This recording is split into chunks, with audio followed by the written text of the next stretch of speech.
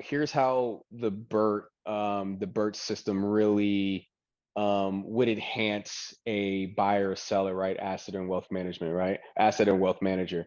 Because you would essentially, the way we would have it is we would have the different data sources into a big data scraper, right? And then once we have the data scraper, then we could do semantically embeds, match that with client preferences, subject matters, keywords, and then text with semantic embedding.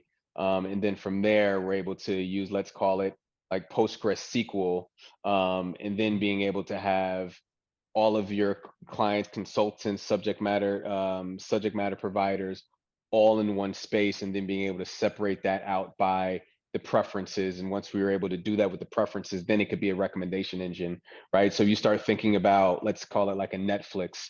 When you go into Netflix, you have a cold start.